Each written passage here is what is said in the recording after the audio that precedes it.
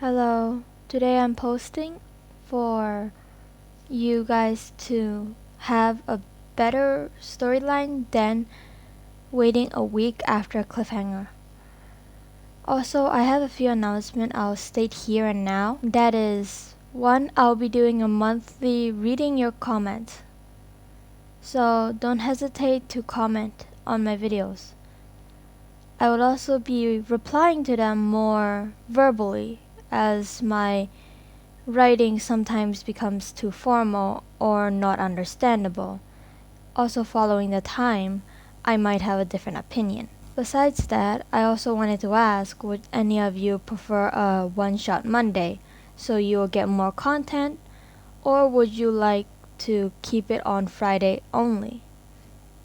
If you have an answer for that, or if you have your own opinions, please comment down below and I will always go read your comments. So let's go to the video now. This is a Kurapika Access fanfic written by me, Ginger Lee, titled My Imperfect Princess. Chapter 4, Kurapika's POV. So the schedule will go as followed. Tomorrow and the day after, we'll do as told by the ladies. And the following days we'll have an interview for Neon, dress buying for a ball, the ball, and a few more days of relaxation. And that will be all for this week, said Mr. Dowsling as we all agreed and went back to what we were up to. I walked to the room where all the new guards would be staying and punched the wall. Why is the boss like this? She's trying so hard yet he doesn't even... Ugh! Why? Why do they hurt her? As I kept insulting the wall, my eyes turned a deep scarlet with rage. But no one knew as no one was in the room, and even so my contacts would have hit them. Soon enough, I sat down on my bed, taking a deep breath, calming myself down, when I heard the doorknob rattle to reveal Basho, who was looking a bit purple, walking to the bed across from mine when he noticed me and greeted simply, "Oh, hey." I nodded and replied calmly in a mannerless tone. As soon the room fell back into silence for a few moments as I read away. After a while, bass and melody finally finished the shift. We were in the middle of minding our own business when Basho spoke up. "Hey guys, can I ask something?" We all stopped what we were doing and looked at him. "So, what do you think about the way the boss treats Lady YN?" As soon as I heard the question, I looked down, letting my hair cover my eyes. Well, personally, I think it's terrible. She's being so kind and she's doing all she can, yet her dad doesn't even care and only sees Neon. Poor girl, Beige said, putting down her nail polish. When she finished, she looked at Melody, signaling for her to answer. I agree. I forgot. I agree with you.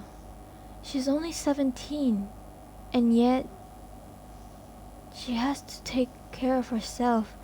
Even without a weak body, that would be hard. She also needs to be a mother figure to Neon. Yet Neon doesn't even care about her, and doesn't even see her suffering either, she said, putting down her flute as she looked over at Basho.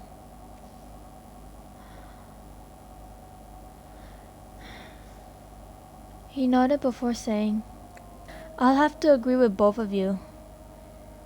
The sad thing is that she doesn't even have anyone on her side, no friends or anyone." The two girls thought for a second before they all looked at me, waiting for an answer. So I closed my book and looked up at them. Honestly, at least she has a family, even if they're not the best. I replied, they didn't actually completely agree with me, nor denied the idea. Before I decided to leave the room to go check on the lady we were just talking about a few moments ago. As I arrived at her room, I heard her ringing. Opening the door, I saw on the nightstand her phone lighting up. I looked at it and brought it out of the room before answering to a familiar voice. Hey, NN, how are you? I'm good. Oh, and I'm in York New City. Want to meet up? I thought for a second on what to say when. NN, you good? Don't tell me you fainted on call again. I'll get you some more vitamin pills or gummies. The voice was familiar, but I still didn't know who it was. Even so, I still answered. Sorry, I'm not Lady YN. She's currently resting. The other line went quiet for a few moments before the person finally yelled. Hey, who are you? Where is she? That baka! I pulled the phone away from my ear as the line kept on overreacting. So, may I ask who you are? I said, hoping they wouldn't overreact. Annen's friend. You don't need to know much. But before he replied, the sound of a door slam open can be heard. We're back! Come eat! Someone yelled on his side of the line as he yelled back, "One sec, I'm on a call." Before he said to me, "Tell me where she is and her current state."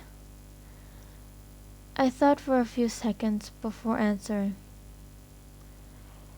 I'll send you it with her phone, and good night. I'll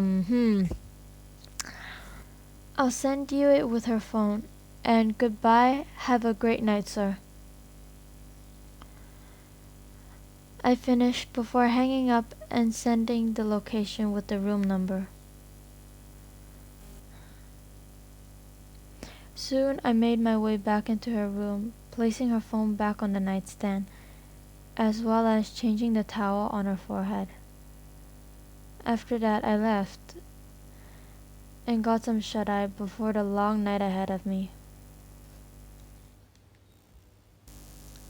9 p.m. After dinner. We just finished eating and I was on my way to go guard Neon when... Where is he? Daddy promised me he'll spend time with me. Neon's whines...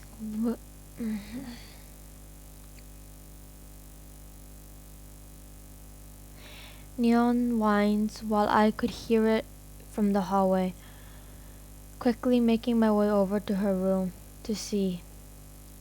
The room was a mess and everyone was trying to calm her down. Your father will be here in a few days. He has things to do, Mr. Dowsing said as I watched from the side. I soon joined in, trying to convince her otherwise and to calm down. But it felt like calming down a toddler, and everything we did was practically useless, because every one step forward we took 10 steps back. Everyone was getting tired at this point. Since we've already been at it for an hour, with her meltdowns, yelling, whining, and everything else. I was exhausted and irritated by her behavior. I looked around the room, seeing the mess was even graver than before. A few broken vases across the floor, as the room looked like it was practically flipped over its head. I let out a sigh. Hey, Melody, I'm going to go get some fresh air, I said, walking out the door and to the hallway, closing it behind me, letting out a long sigh as I rubbed my temples.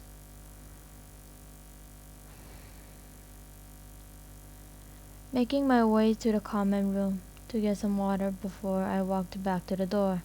I held on to the doorknob, letting out a long sigh as I composed myself, soon opening the door. Vase. I ducked as the vase hit the wall, breaking into shards, some cutting my clothes and some even cutting me. Before I got up and made my way to Basho. What happened while I was gone? I asked, already having a hunch, before he looked at me, then back at the lady. She's having another meltdown. His voice sounded defeated as I nodded, hoping this nightmare of a night will end soon. When suddenly, out of the blue, the door opened too.